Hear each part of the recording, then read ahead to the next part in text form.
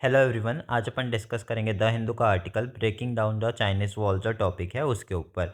अभी 75 ईयर हो गए हैं इंडिया और चाइनीज़ के डिप्लोमेटिक रिलेशन को लेकर के। अभी रिसेंटली एससीओ का मीटिंग था जहां पे जो डिफेंस मिनिस्टर राजनाथ सिंह है चाइना में गए थे। ये वही मिनिस्टर है जिन्होंने साइन नहीं किया था क्योंकि हमारा सिंदूर ऑपरेशन सिंदूर को लेकर के मेंशन नहीं था। अब जनवरी में जो रिजम्पशन हुआ था कैलाश मानसरोवर को उसके बारे में बात करते हैं। फिर अभी रिसेंटली जो चाइनीज़ फॉरेन मिनिस्टर वेंग यी है उनका इंडिया पे 2 दिन के लिए स्टेट विजिट था, मोदी जी से भी मिले थे। अब मीटिंग पॉइंट फॉर 2 वर्ड्स में बात करते हैं। जो मॉडर्न डिप्लोमेसी है उससे पहले इंडिया और चाइना का जो रिलेशन है वो नॉलेज को एक्सचेंज करने के लिए नर्चर हुआ यानी स्टार्ट हुआ। चाइनीज़ मॉन्क जैसे कि फाजियान, जुआनजांग, यिनजिंग जो है वो जर्नी किए थे इंडिया तक कि इंडिया के लर्निंग सेंटर में पहुंच पाए जो कि नालंदा है। जो नालंदा है वहाँ पे बहुत सारे आइडियाज़ ज़्यादा फ्रीली फ्लो करते हैं as compared to goods. Nalanda दोनों ही तरीके से बीट इंस्टीट्यूशन या फिलॉसफी कमिटमेंट दिखाया है पीस को लेकर के या डायलॉग और इंटेलेक्चुअल डिप्लोमेसी को लेकर के। और इसका जो एंड्योरिंग स्पिरिट है वो इसके मोटो पे से ही पता चलता है। इसका मोटो है अनोभद्रा कृत्वोयंतु विश्वता जो है इसका मतलब होता है let the noble thoughts come to us from all direction, यानी सारे ही जगह से ये नोबल थॉट्स आते रहना देना चाहिए। और सेम स्पिरिट हमको दिखता है वासुदेव कुटुंबकम जो है उसके ऊपर।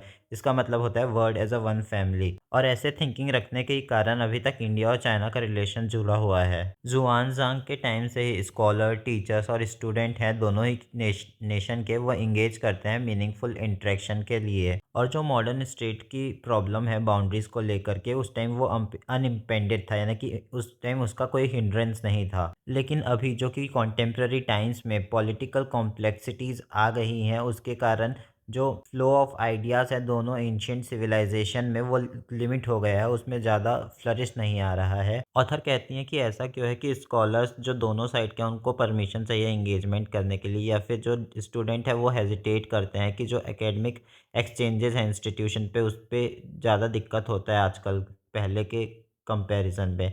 अब बहुत ज़्यादा पोटेंशियल है म्यूचुअल लर्निंग के लिए। इंडिया जो है वो चाइना से बहुत सारी चीज़ें सीख सकता है जैसे कि फूड सिक्योरिटी या लोकल इंफ्रास्ट्रक्चर डेवलपमेंट में।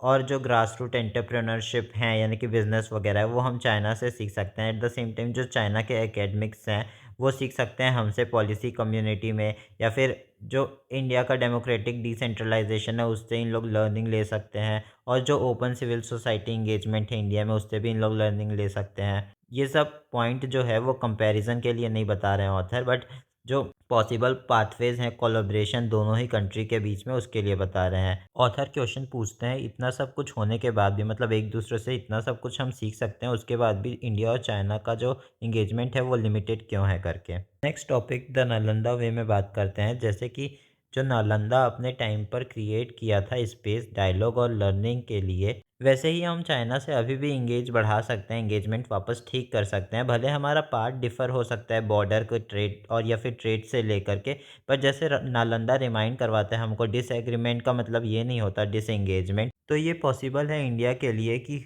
फर्म रहें यानी कि सॉफ्ट रहें, और जहाँ ज़रूरत है हमें वहाँ पे हम ओपन रहें कन्वर्सेशन को स्टार्ट करने के लिए। हमें अपने प्रिंसिपल्स को चेंज करने की ज़रूरत नहीं है, पर हम उसको कैसे प्रैक्टिस करते हैं तो उसके लिए कुछ स्टेप्स बताए हैं उनमें कि इन्वेस्ट कर सकते हैं स्ट्रॉन्गल एकेडमिक पॉलिसी, जो रिसर्च सेंटर है चाइना वगैरह में उसको लेकर के, और अलाउ कर सकते हैं स्मूथर एकेडमिक एक्सचेंज को लेकर के, इन्वायरमेंट को लेकर के, हेल्थ एंड कल्चर, बिल्डिंग्स, जो long term people to people connection है उसको ज़्यादा बेटर कर सकते हैं। फिर एग्जांपल देते हुए बताते हैं जैसे स्कॉलर्स सीलभद्र थे, उन्होंने चाइनीज़ मॉन्क ज़ुनज़ांग को सिखाया था, और ये दिखाता है कि जो लर्निंग है वो भी एक तरीके से डिप्लोमेसी में हेल्प कर सकता है। नालंदा जो है एक तरीके से सिर्फ इंडिया के लिए इम्पॉर्टेंट नहीं है, but at the same time Chinese scholars के लिए भी काफ़ी इम्पॉर्टेंट है। अभी के हिसाब से जो ये नालंदा का प्रिंसिपल्स है वो और ज़्यादा मैटर करता है अगर इंडिया और चाइना ड्रॉ करना चाहें जो अपने लीजेंडरी लेगेसी से।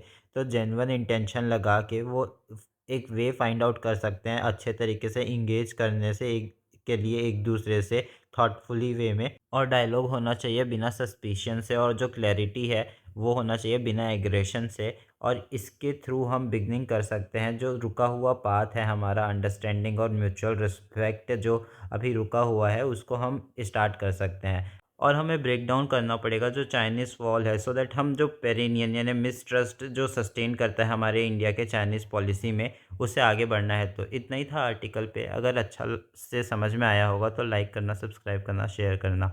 Have a good day.